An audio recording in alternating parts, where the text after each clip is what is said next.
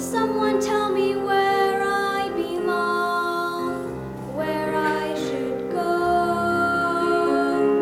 Will someone tell me where I'm going wrong?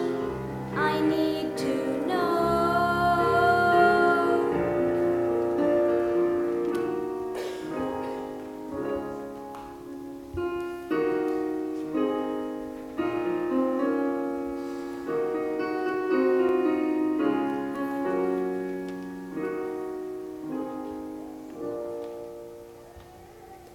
Is this my past here before me?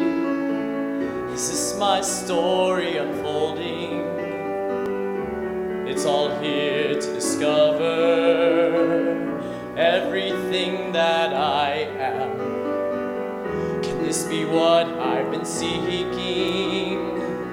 All my life I've been waiting for this. And now these memories, will they make me see more?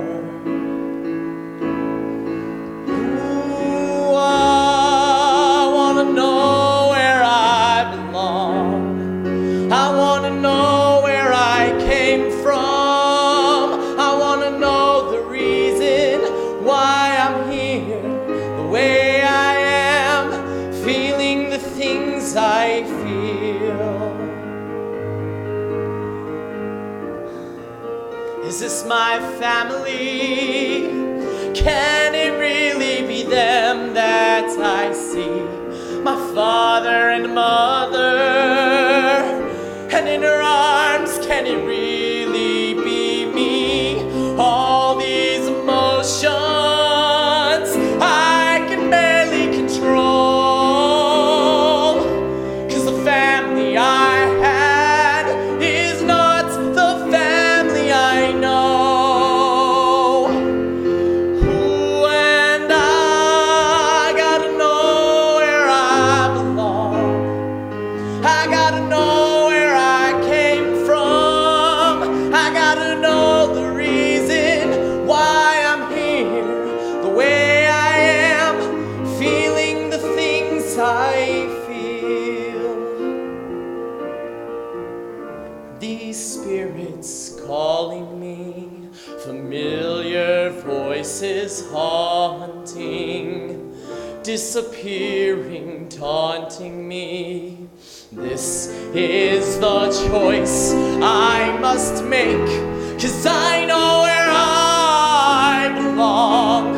I know where I came from. I know the reason why I must decide and leave here the man I am inside. The future is clear for me to see, to be the man I'm meant to be, like my father with my head held high and standing tall and proud of all that I am. I'm a man.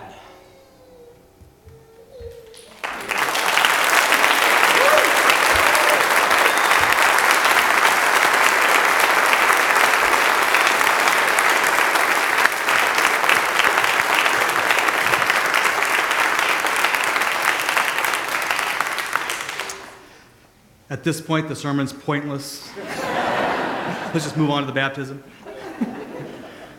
But maybe if we could tarry a few moments, we could connect the dots between the song and this act. So last week, we were all about reality. We were kind of coming off of a couple of provocative and electrifying talks by Michael Dowd when he was among us for a week, and where Michael suggested that right relationship with reality and right relationship with God is one and the same thing. And we explored that a bit. But this week I want to take that a step further. You know, when we talk about yourself in relation to reality, yourself in relationship to God, whether it's reality or God or what have you, it begs the question, who is you in the equation? Who are you when you are in relationship to God or you are in relationship to reality? Who are you anyway? How do you find your identity in this world? Well, this morning we're going to bring a couple of conversation partners into the equation. One is my favorite poet, David White, and the other is, well, Tarzan. Tarzan. You heard really a good exposition of some of the central issues about identity formation in the song just now. Take that first bit. Will someone tell me where I belong? Where should I go? Can someone tell me where I'm going wrong? I need to know. Is this my past here before me? Is this my story unfolding? It's all here to discover everything that I am. That very first line asks the very first question in our quest to discover who I am. It's really about where do I belong? What is my place in this world? What is my purpose? What is what is home for me? Well, in Tarzan of the Apes, here's this person who's asking this very central question. He's been born to human parents, and then they've died before he even had awareness of them. And as he goes on, he's beginning to discover, well, one of these things is not like the other. Just who am I? What is my true belonging? Now, can you think of any other person, perhaps, who maybe was not raised in their true family, who, as they grew older, realized that they had another source of their parentage? You think of anybody in a Christian church? Let me think. Could it be the next scripture passage? In the Gospel of Luke. Now every year Jesus' parents went to Jerusalem for the festival of the Passover. And when he was 12 years old, they went up as usual for that festival. When the festival ended and they started to return, the boy Jesus stayed behind in Jerusalem, but his parents didn't know it. Assuming that he was in the group of travelers, they went a full day's journey. Then they started to look for him among their relatives and friends, and when they did not find him, they returned to Jerusalem to search for him. After 3 days, they found him in the temple, sitting among the teachers, listening to them and asking them questions. And all who heard him were amazed at his understanding and his answers. When his parents saw them, they were astonished. And his mother said to him, "Child, why have you treated us like this? Look, your father and I have been searching for you in great anxiety," which is obviously Jesus' fault. He said to them, "Why were you searching for me? Did you not know that I must be in my Father's house?" But they did not understand what he said to them. And then he went down with them and came to Nazareth and was obedient to them. His mother treasured all these things in her heart, and Jesus increased in wisdom and in years and in divine and human favor. And from the Gospel of Matthew. While Jesus was still speaking to the crowds, his mother and his brothers were standing outside wanting to speak to him. And someone told him, "Look, your mother and your brothers are standing outside wanting to speak with you." But to the one who had told him this, Jesus replied, "Who is my mother, and who are my brothers?" And pointing to his disciples, he said, "Here are my mother and my brothers. For whoever does the will of my Father in heaven is my brother and my sister and mother."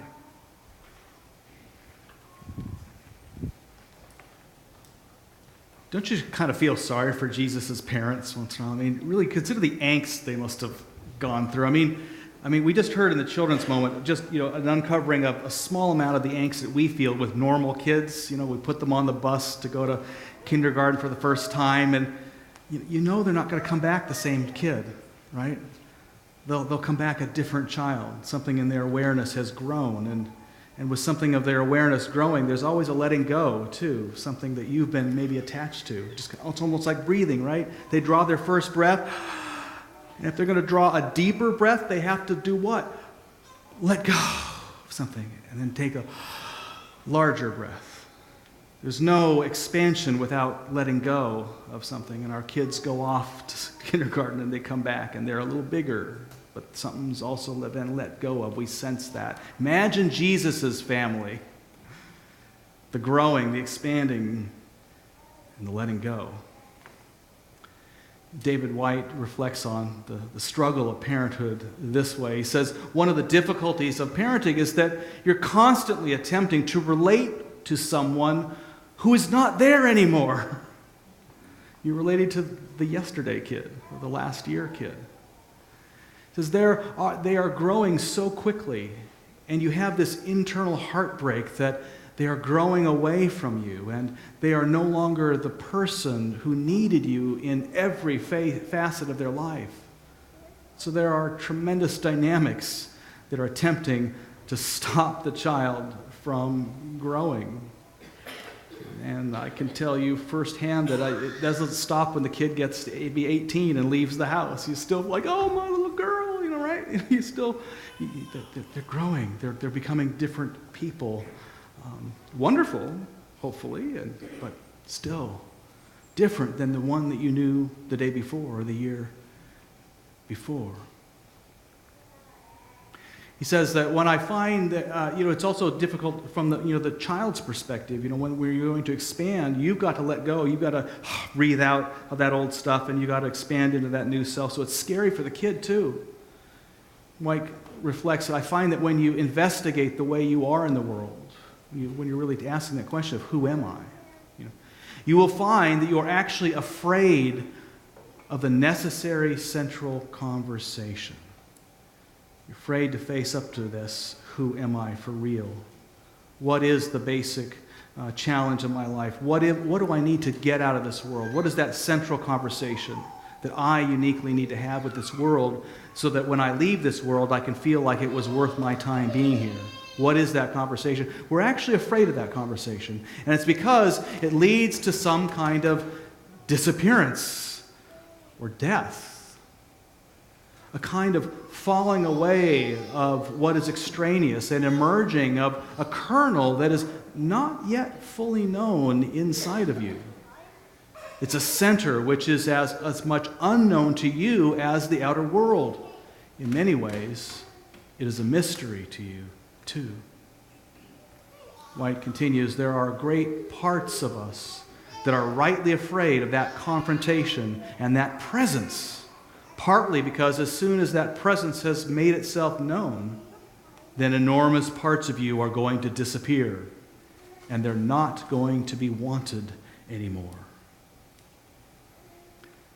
Now that sounds kind of ominous, but really it's about claiming our happiness, that which brings us most fully alive, that which brings us most joy in this world. As the psychologist Leslie Cotter describes it, she says, why is it so difficult to claim your own happiness in life?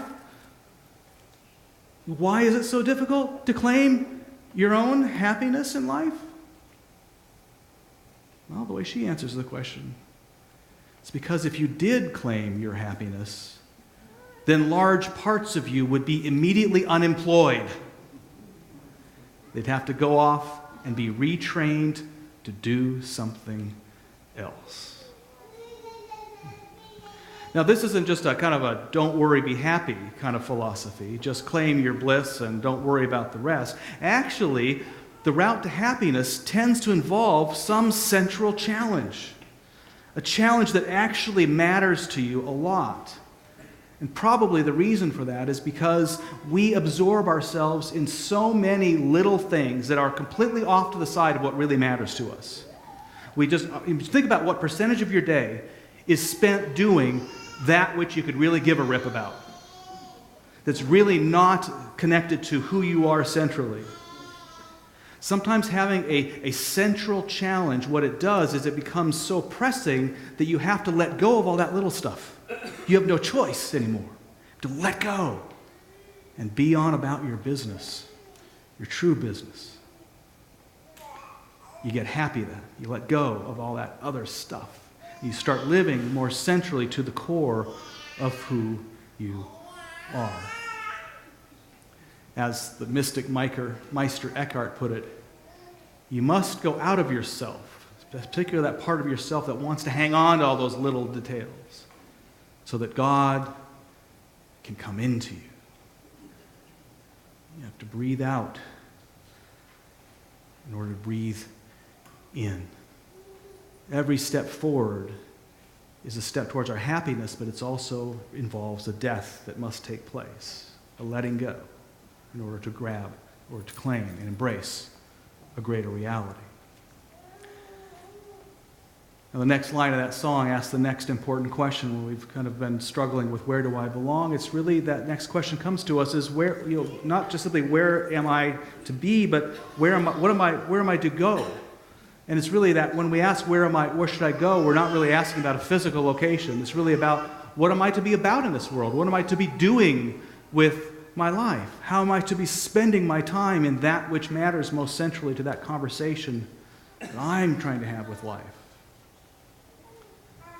Well, that question has been circling around the Elnes family quite strongly as of late, largely due to the fact that our daughter, Ariana, graduated in June from Knox College and is asking very much that question about her own life. What should I be about? Where am I going from here? Ariana graduated with a degree in integrated international studies with a focus in Central and South America, and had minors in creative writing and in environmental studies, which of course led her naturally to a job in the seafood industry.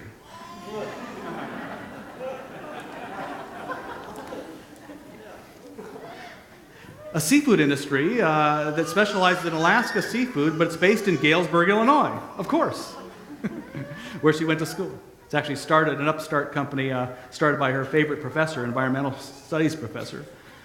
She works for Sitka Salmon Shares now as an intern that will progress into a full-time job for her. And it actually makes a little bit more sense than it sounds.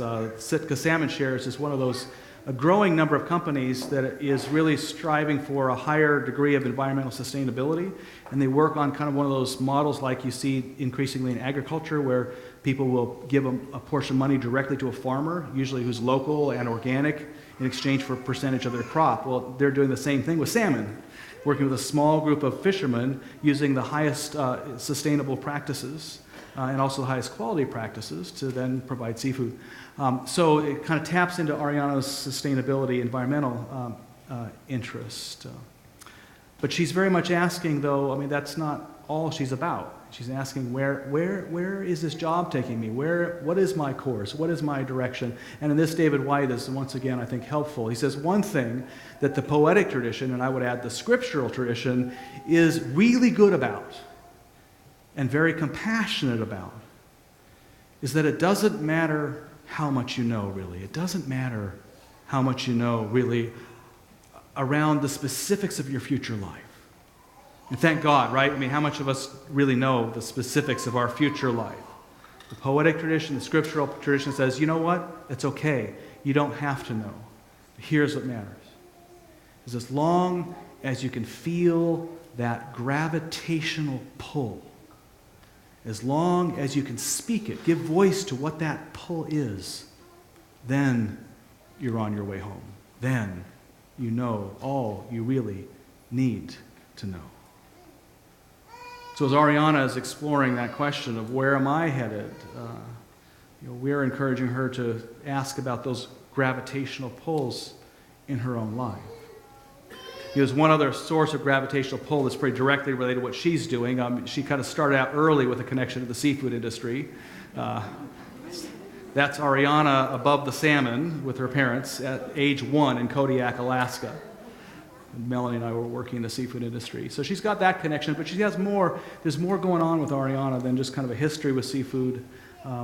She went to Alaska like Melanie and I did during college, and between Ariana and Maren, Ariana's the one who really loved it, like Melanie and I did. So there was something that really did click with her about the seafood industry. But she's also got this creative writing thing going. She loves to write. She's an excellent writer. She's just gave me a few months ago 80 pages she had written about her adventures in Alaska. And you know what? It was really incredibly good stuff. Of course, I say that as a parent. But I also say that as a writer. It was incredibly good stuff. So she's got that going. And then there's this whole Central and South America thing. Where's that going to take her? She developed a very strong interest. They're spending a lot of time down in that area. And one project in particular was working with a small fishing village in Costa Rica, where she did this major project, research study, helping this fishing village develop environmentally sustainable practices down there during college. So she's got all this going on. And in the midst of all this, as she's wondering, where is this all taking me, her boss did her a great favor. And this has got to be, I've never met this guy, but he's got to be one of the more enlightened bosses around. He said, bear in mind that 6 months from now, this will transition to a permanent position, and we're growing in all kinds of ways. So ask yourself, what position do you want when this transitions to a permanent position? What job do you want? It's like, really? God, who gets asked that question? Have you ever been asked that question? I was never asked that question. What job do you want? Well, I got the job I want, but still. It was an amazing thing. And so she's calling us saying, how do I respond to all this? Well, our response, in essence, pay attention to those gravitational pulls. You've got the creative writing thing. You've got the Central and South America thing that seems to be very much connected to who you are, and the sustainability thing. What if you were to do one of two things as you look forward to your future career? Imagine, for instance, that your ultimate place of being, where you're going to put your efforts, is as a writer. Now, if you were to imagine that, then what job would you ask for in this company? You'd probably ask for a job that would put you in the place of greatest adventure, so that you can continue to write those stories that will eventually wind up probably in your very first really great book about Alaska adventure. But you could also look at it in another direction. Imagine, for instance, that maybe that gravitational pull to the seafood industry is stronger than what you may even imagine right now. That maybe that's in your long-term future. Well, if that's the case, then how would you integrate these other gravitational pulls in your life? Like, for instance, maybe you should be telling your boss, you know what, 5 years from now or 4 years from now, I want to be in a place where you will have the trust in me to be able to evaluate whether we can start another product line, do what we're doing in Alaska down in Central and South America, work with a small group of fishermen in environmentally sustainable practices to bring seafood to the world. I would like a position that will give you the trust that I can evaluate that, and if we say that's a good idea, that I can carry out that goal. So that's another way of working with those gravitational pulls. And of course, even doing that could still mean that in the end that she's doing the writing thing, having even more adventures than before. So you pay attention. What are those pulls? And you honor those pulls in your life. It's central to discovering and living into our identity. But there's another piece to this. It's the piece that always comes up that we don't want to confront. The song suggests to us that third question, can someone tell me, where am I going wrong? It's like, you can pay attention to those gravitational pulls all you want. You can honor them, and you can even find a way of being in the world that brings those out. But I'll be darned, which one of us doesn't continually ask that question? Where have I gone wrong? Like, can I show hands? Like, who doesn't ask that question? Okay, wow, okay. Well, good. I ask that all the time. No, there seems to be something about our travel on this planet that no matter what you do, no matter how successful you are, you're always asking that question. And if you're not, it's probably because you're too afraid to ask. It's like, what? Is everything clicked into place? Like, really? Is it all clicked into place? Have you found the ultimate way of being? Or is there still something missing? There seems to be something about our central identity that actually is meant to realize that we are not fully at home in this world. That we're not fully comfortable with being here. There seems to be something about being who we are that is strongly centers around the response, we are something more than we are now.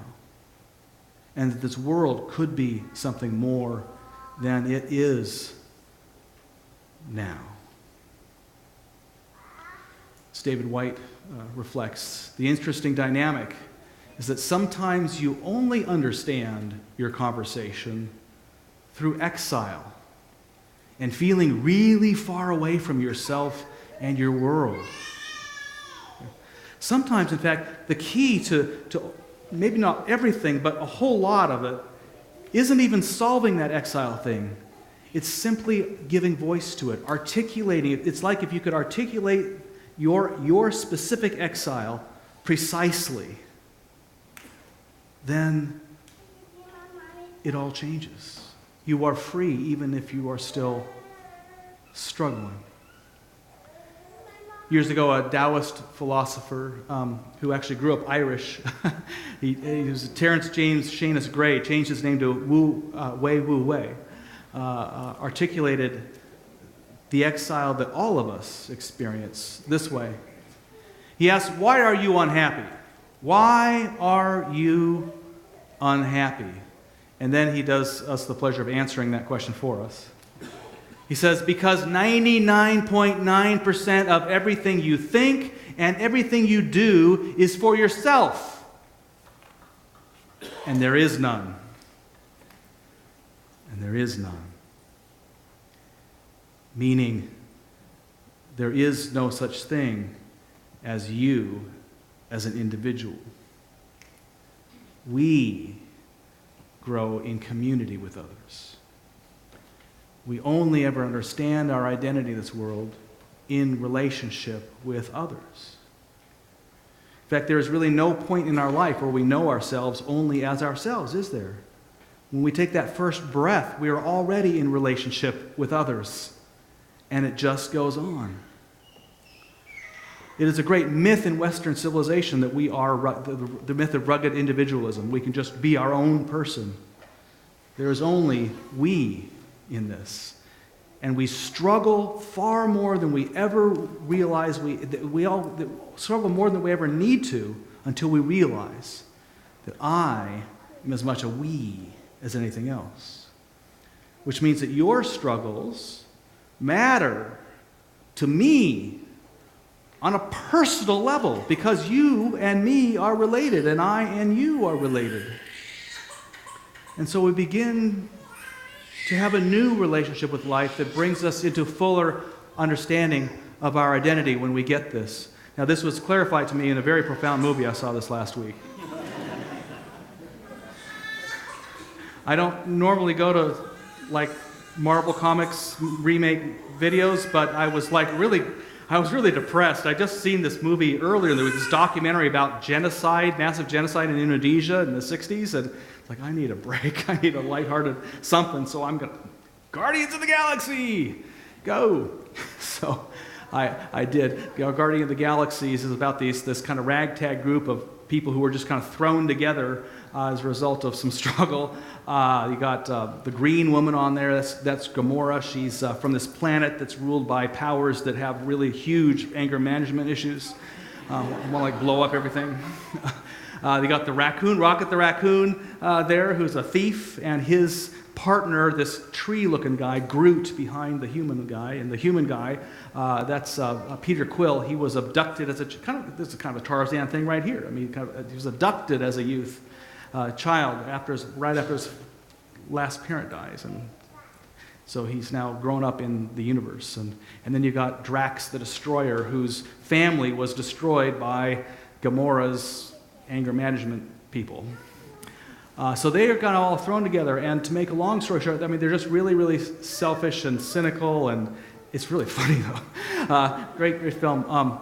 And the day after I saw that film, I was sent a Facebook message by a blogger, a Christian minister, United Methodist minister in Minneapolis, who's also a Darkwood Brew fan. He said, "Have you seen this movie? I wrote a blog about it. It tells me something deep about Christianity." I thought, I was getting that, actually. In this film, this group, they get together and they've discovered that the anger management planet people, they want to blow up an entire planet. There's going to be billions of lives lost, and just as can happen in a Marvel comic, only this ragtag group of people, can save all these people. But it's going to take some doing. In fact, they're probably very likely going to die if they make this attempt, and they're not so wild about dying. So at one point they kind of had this powwow about this. And Peter Quill, the human one, changes the equation when he makes this observation. He says, I look around and you know what I see? Losers. As in people who have lost things, homes, families. Sometimes life takes more than it gives, but not today. Today, life's giving us a chance. To which Drax the Destroyer cynically asks, to do what? To which Peter Krill responds, to give a hoot. Okay, maybe the word wasn't hoot there, but this is what the blogger friend picked up on. He said, this is the central piece of what it means to be Christian. He spells hoot a little differently than I do. But this is really where our faith brings us when we ask, who am I who walk upon this earth? So you really discover who you are when you begin to give a hoot about something.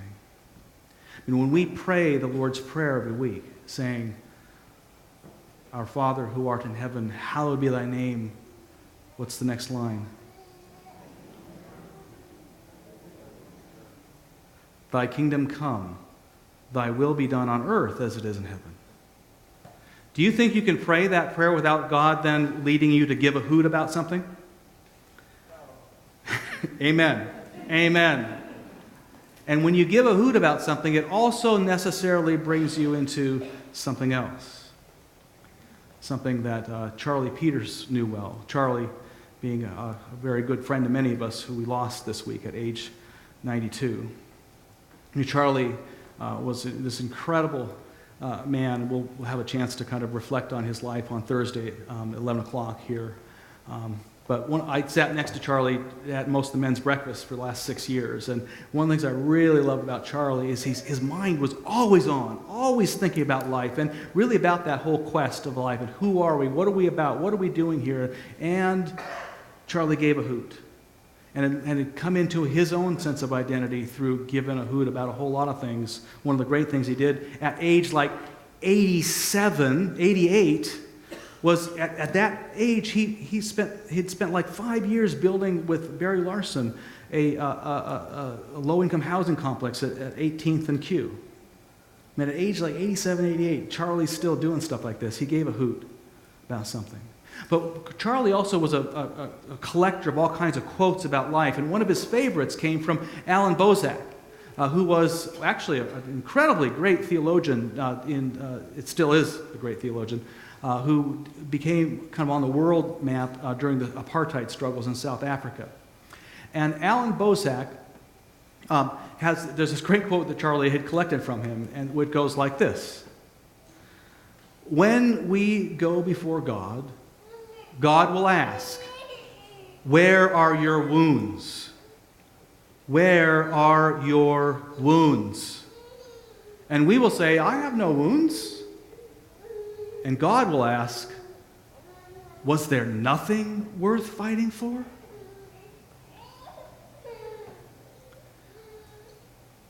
We find the essence of our identity when we discover something we really care about enough to fight for in some way. To set aside discomfort, to set aside those little things that keep getting us working off to the side of what's important, and really go after something that's critically mattering to us.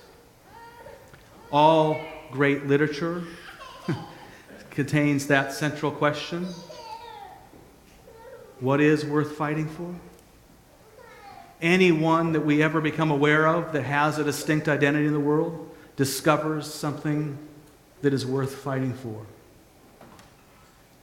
And if those who are in our midst, Graham, Ryan, Ariana, her boyfriend David, you, me, are truly going to live into our fullest identity in this world, we will find something worth fighting for as well. So when we do, we discover we can sing with Ryan and Graham the last line of that song. It's all here to discover. Everything, everything, everything that I am. Amen.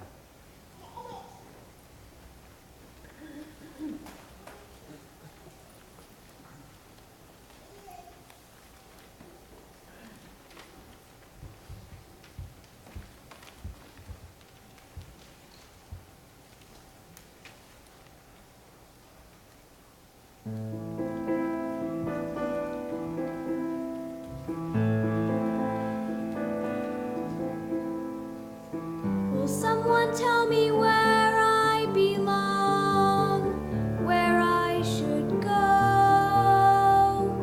Will someone tell me where I'm going wrong? I need to know. Why would I hurt the ones I love? Why would I hurt you?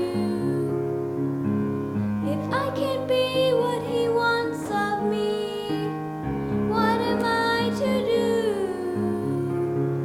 When will I be me, the sun that he can't see? There must be somebody who understands out there somewhere. When will I find home? A place where I belong. Surely there must be more like me out there somewhere.